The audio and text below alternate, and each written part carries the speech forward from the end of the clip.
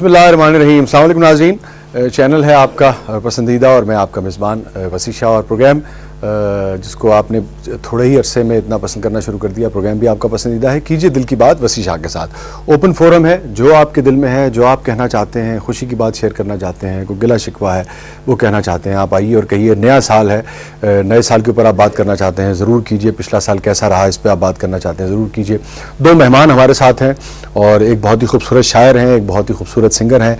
एक बात कॉमन है कि दोनों बहुत ही नौजवान हैं और बहुत ही अपराइजिंग किस्म की शख्सियत है अपने अपने शोबों में, जिन्होंने आगे जाके बहुत नाम करना है। कॉल मैं आपको बता दूं, 042 लाहौर का कोड लगाएंगे आप और फिर 36309048 36309048 पर आप हमें कॉल करेंगे। उसके अलावा आप 0092 अगर आप पाकिस्तान के बाहर से कॉल करना चाह रहे हैं तो 0092 फिर 42 फिर 36309042 पे आप हमें कॉल कर सकते हैं। और दो चीज़ें 36309042 आपकी टेलीविजन स्क्रीन पर सुपर इम्पोज भी हो रहा है ये नंबर। हमें कॉल करते रहिए, अपनी आरा से आगाह करते रहिए, दिल की बात करते रहिए।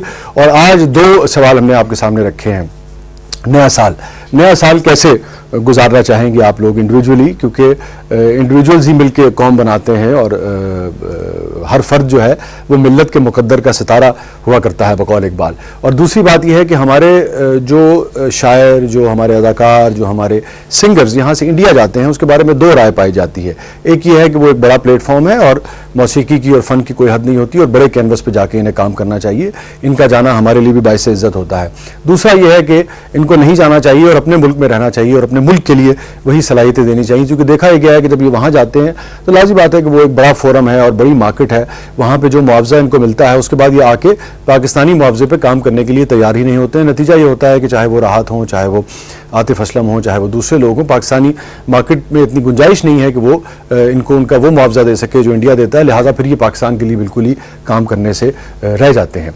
ये दो सवाल हैं, आप नए साल पे बात कर सकते हैं आज। और इंडिया जो हमारे सिंगर्स, हमारे शायर, हमारे फनकार जाते हैं उनको जाना चाहिए कि नहीं जाना चाहिए, इसके बारे में आप बात कर सकते हैं।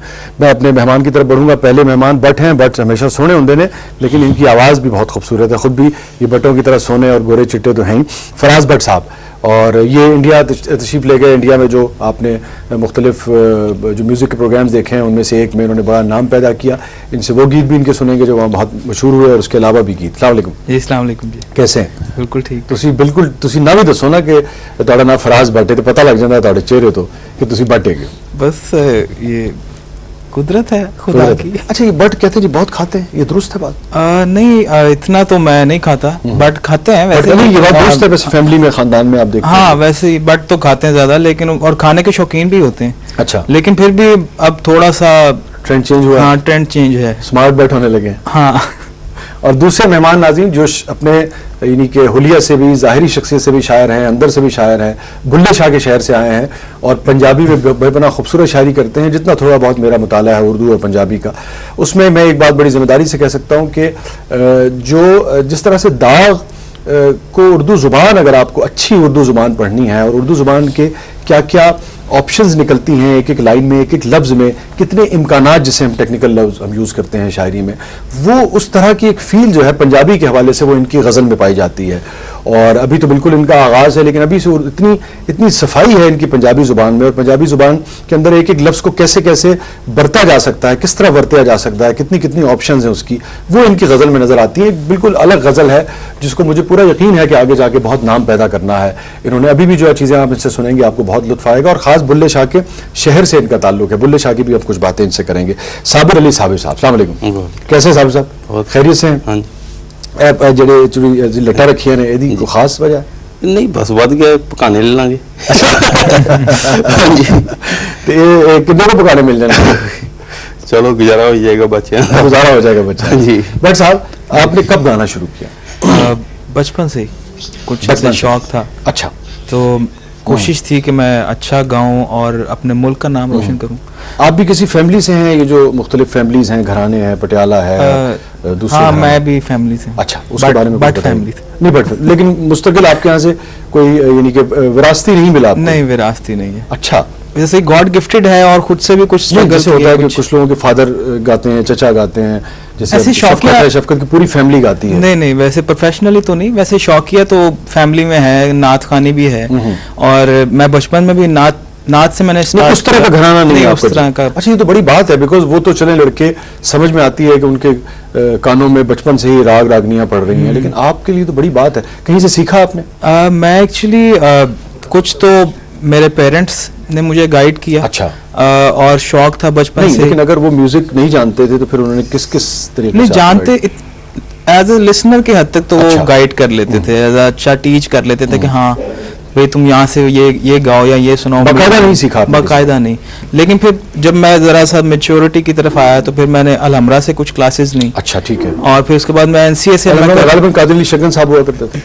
उस वक्त मोहम्मद अली साहब थे, मोहम्मद अली साहब, ठीक है। लेकिन फिर उनकी फिर डेथ हो गई। उसके बाद फिर मैं एनसीए में मैंने ज्वाइन कर लिया। ठीक है। तो अब एनसीए से मैं म्यूजिक कॉलेज में ग्रेजुएशन कर अच्छा, वहाँ कौन सिखाते हैं आप? वहाँ पे हमारी डिफरेंट क्लासेस हैं। अच्छा। वहाँ पे तो सरवत अली साहब हैं, एचओडी। वोकलिंग भी आपको सिखाई जाती है, राग रागनियों के बारे में फोकस बताया के जाता है? हवाले से, रिदम के हवाले से, तबला, सितार। अच्छा, वेरी और गुड। वैसे स्टडीज ज्यादा है, पढ़ना ज्यादा पड़ता है और प्रैक्टिकल। ठीक है, कॉल हमारे पास है सवाबी से। हेलो जी, अस्सलाम वालेकुम सर। जी, अस्सलाम वालेकुम इश्तियाक साहब। जी, कैसे हैं आप? खैरियत? अल्हम्दुलिल्लाह, जी, और सुनाए सर। मैं बिल्कुल सुनाऊंगा, आप सुनाइए। सर, आपको प्रोग्राम बहुत अच्छे जा रहा है। Thank you. ये बताइए कि 2 सवाल हमने किए हैं, हमारे फनकारों को जी, इंडिया सर, इंडिया जाना चाहिए। पहला ये जो हमारे एक्टर्स और सिंगर्स वहाँ जाते हैं तो अच्छी बात नहीं, क्योंकि वो इतना सपोर्ट नहीं कर रहे पाकिस्तानियों को। अच्छा, लेकिन हमारे फनकारों को तो सपोर्ट कर रहे हैं, उसमें क्या हर्ज है अगर वहां जाके गाते हैं? सपोर्ट कर, सर एक्टिंग की फील्ड में जो गए भी उनको सपोर्ट नहीं कर रहे। अच्छा। और स्पेशली आजकल जो वीना मलिक, ओहो, वीना मलिक के नाम पे ही कॉल कर रही है। लगता है बबरिक शाह कहीं बैठे हुए थे। अच्छा, कुछ हमें सुनाइए, फिर हम साबिर की तरफ बढ़ेंगे। जी, मैं आपको स्टार्ट में कुछ आरफाना कलाम के हवाले से मैं वो आपने वहां जो गाया था, बुल्ला भी बड़ा मशहूर जी, हुआ जी, था। जी, जी। वो अगर सुनाए तो फिर हम बुल्ले शाह के शहर की तरफ जी बढ़े। बिल्कुल। बुल्ला की जाना मैं कौन, बुल्ला की जाना मैं कौन, ना मैं ममण विच मसीता, ना मैं विच कुफर दिया रीता, ना मैं पाका विच पलीता, ना मैं अंदर वैद किताबा, ना मैं रहिंदा भंग शराबा, ना मैं रहिंदा मस्त खराबा, ना मैं शादी ना कमना की, ना मैं विच पली दीपा की, ना मैं बिना मैं खा की, ना मैं आतश ना मैं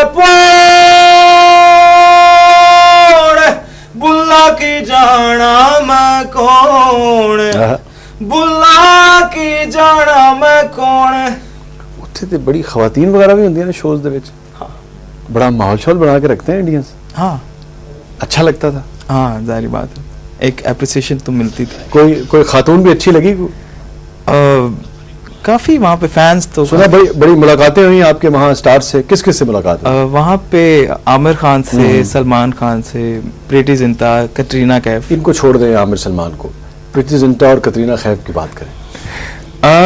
वो भी काफी, यानी कि अब मैं यहाँ पे क्या मैं आपको बताऊं, एक आपके यानी कि मैं इस तरह से कह सकता हूँ कि एस्थेटिक्स ब्यूटी यानी कि उसमें अच्छा। नजर आई मुझे। अच्छा जी, कहते हैं जी जैसे नजर आती है वैसी नहीं है। कतरीना थोड़ी सी जरा लंबी है ज्यादा। अच्छा। वो कुछ लगता है कि माँ आ गई है बच्चों की। और सारा रोमांस आपने खत्म कर दिया। कॉलर ले लें हम। हेलो अस्सलाम वालेकुम सर। जी राइट साहब, फिर एक बार बोल रहा हूँ जनाब, कसूर से। जनाब कसूर से ਤੁਹਾਡੇ मेहमान इतने बैठे ने जी, कसूर ਦੇ ਸਾਡੇ ਕੋਲ ਅੱਜ। आज जी माशाल्लाह, आज तो फिर रौनक बड़ी लगा देते हैं आप। और बाबा जी बुल्ले शाह जो है उनके नाम के हवाले से तो सारा जग जो है ना वो मारूफ है। कोई शक नहीं। 2 सवाल हमने किए हैं आज, उनका जवाब क्या कहेंगे? फैज बरकत जो है वो बड़ा मिल रहा है सबको। कोई शक नहीं। तो आपने वो फनकार के हवाले से कहा कि इंडिया जाना चाहिए या नहीं जाना चाहिए। बात जाने या ना जाने की नहीं है शाह साहब, मसला यह है कि जब हम जाते हैं तो हम मैसेज क्या देते हैं वहाँ के, क्या कर रहे हैं। बड़ी अच्छी बात की आपने। असल बात है कि हम आते जाने का मकसद क्या है, पैसा कमाना है। तो आप अपना वतन, अपने वतन के अपना खमीर, अपने वतन की मट्टी की खुशबू लेके वहां जाएं और उनको बताएं कि हम कौन है, हमारा मकसद क्या है। बजाय इसके कि हम उनकी पैरवी करें, वो हमारी पैरवी करें। बिल्कुल ठीक वो हमारे है, पीछे से नहीं। बिल्कुल ठीक है। नए साल में क्या करेंगे, क्या सोचा है, क्या तब्दीली लाएंगे अपने अंदर? छोड़ दें मुल्क कौम को, जो आपकी तब्दीली है वही मुल्क और कौम को बनाएगी। आपने क्या सोचा है?